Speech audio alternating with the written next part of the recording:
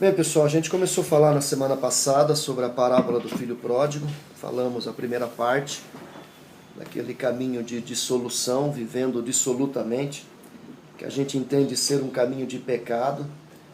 E esse caminho de pecado revela o egoísmo do coração humano, revela o distanciamento das coisas boas e, por fim, culmina com a dissipação, com a perda de todos os seus bens. O salário do pecado é sempre morte e destruição.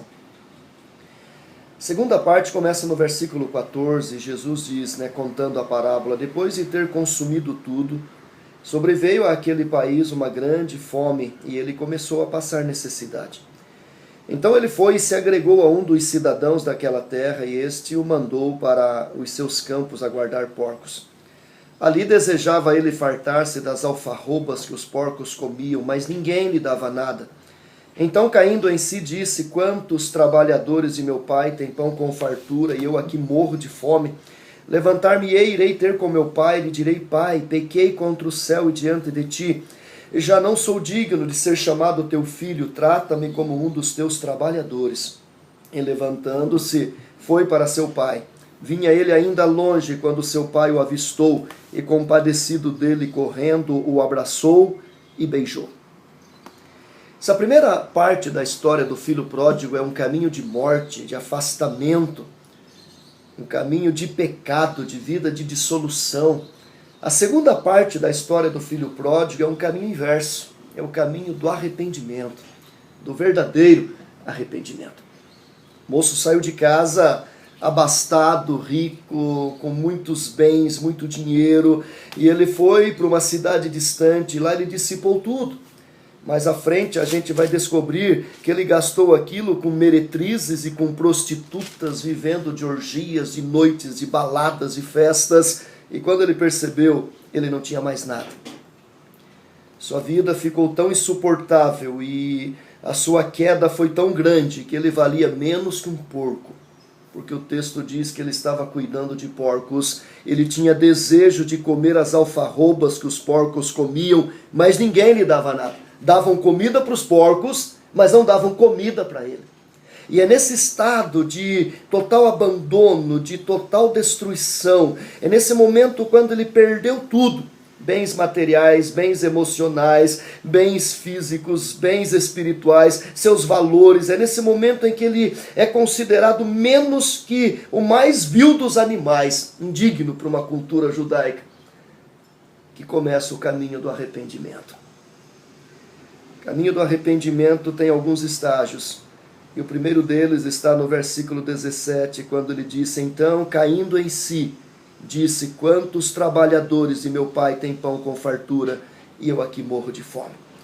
O primeiro estágio do arrependimento é consciência do amor do pai. Aquele filho viveu na casa com o pai tantos anos, comeu, bebeu, dormiu, vestiu, mas não percebeu quão amoroso era o pai. É lá na miséria que ele percebe que seu pai é um homem justo, um homem cheio de amor, um homem cheio de graça, um homem que trata o mais vil dos empregados com dignidade.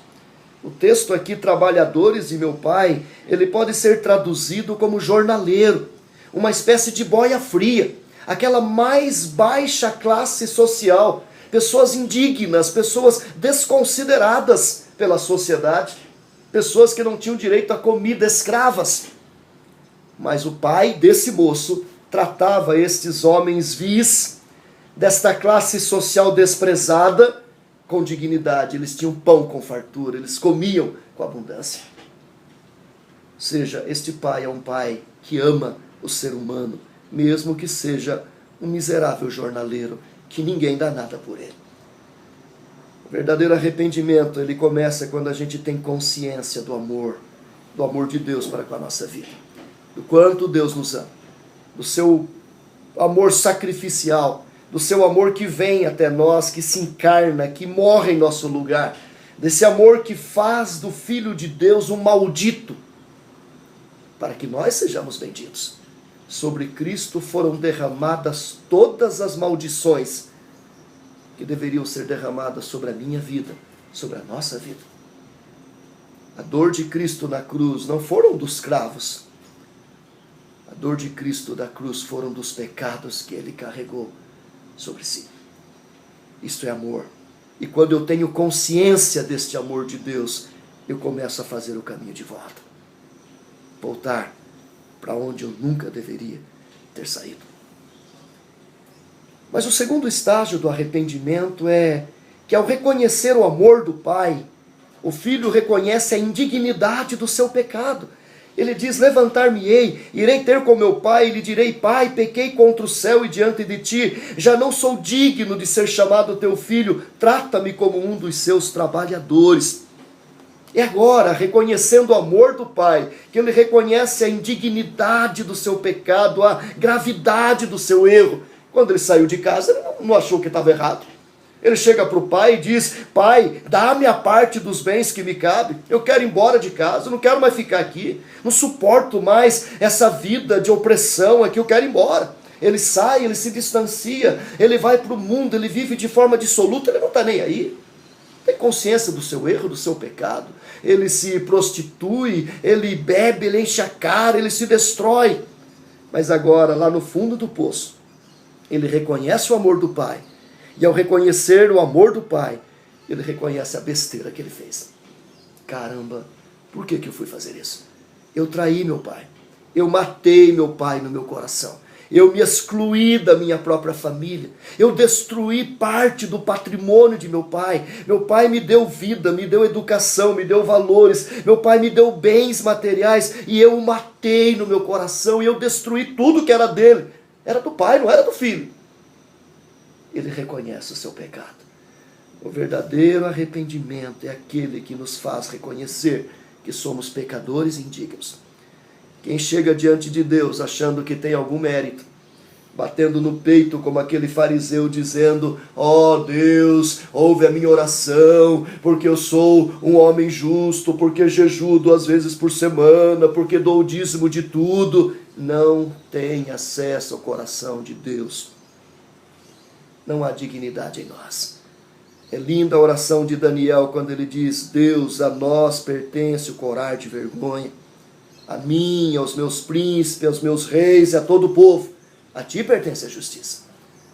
O verdadeiro arrependimento é aquele que nos coloca no nosso devido lugar. Somos pecadores miseráveis, não temos nenhuma dignidade diante de Deus. E o terceiro estágio do verdadeiro arrependimento é o retorno para casa. E levantando-se foi para seu pai. Vinha ele ainda longe quando seu pai o avistou e, compadecendo dele, correndo, o abraçou e o beijou. Verdadeiro arrependimento é aquele que tira de onde estamos e nos leva para onde nunca deveríamos ter saído. Não adianta eu reconhecer o amor de Deus. Não adianta eu reconhecer que sou pecador e indigno e continuar no pecado. Não adianta. Será que Judas, quando traiu Cristo, ele não reconheceu o amor de Cristo? Claro que reconheceu. Será que ele não reconheceu o seu pecado? Não apenas reconheceu, como confessou. Ele voltou para os sacerdotes e quis entregar as moedas, os sacerdotes não quiseram, e ele disse: eu quero devolver porque eu pequei traindo sangue inocente. Ele reconheceu o seu pecado, mas ele, ao invés de voltar, ele foi.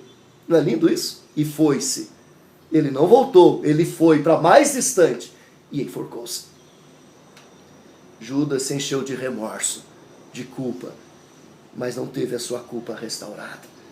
O verdadeiro arrependimento é aquele que reconhece o amor de Deus, é aquele que reconhece a indignidade do nosso pecado, mas é aquele que volta humilhado, se prostra diante do Pai e, como filho, diz: Pai, pequei contra ti e contra o céu, não sou digno de ser chamado teu filho. Esse é o verdadeiro arrependimento. Aquele moço que saiu de casa arrogante, soberbo, volta agora quebrantado, humilhado, destruído, se joga aos pés do Pai, reconhecendo que ele não tinha mais direito a fazer parte daquela família. Queria apenas um espaço, como um escravo, como um servo indigno, para ter direito à comida e à bebida. Mas quando isso acontece, meus irmãos, nosso Deus nos abre os braços e nos recebe. E Ele não nos trata como servos, mas como amigos, como filhos. Isso é maravilhoso. Eu creio que todos os dias nós temos que fazer o caminho do arrependimento. Todos os dias. Todos os dias eu tenho que voltar para Deus, reconhecendo o seu grande amor, reconhecendo o quanto sou pecador. Todos os dias eu tenho que retomar algumas coisas. Um afastamento de uma vida devocional mais saudável, um afastamento de uma vida de oração, de quebrantamento, quem sabe um distanciamento da família, quem sabe um distanciamento dos pais. Todos os dias nós estamos nos afastando de algumas coisas boas e é preciso refazermos o caminho. Converter o coração dos pais aos filhos, dos filhos aos pais, do marido à esposa, da esposa ao marido e o nosso coração para com Deus. Vida cristã é vida de arrependimento todos os dias. Que Deus nos dê a bênção de reconhecermos o seu grande amor, de reconhecermos a indignidade do nosso pecado e de humilhados voltarmos à presença de Deus. E Ele, de braços abertos, há de nos receber. Pode ter certeza disso. Senhor, obrigado por esta hora. Obrigado por Tua palavra. Obrigado porque em Adão nós pecamos. Em Adão nós fomos afastados de Ti. Mas obrigado porque em Cristo nós podemos ser aproximados. Em Cristo nós podemos ser trazidos de volta.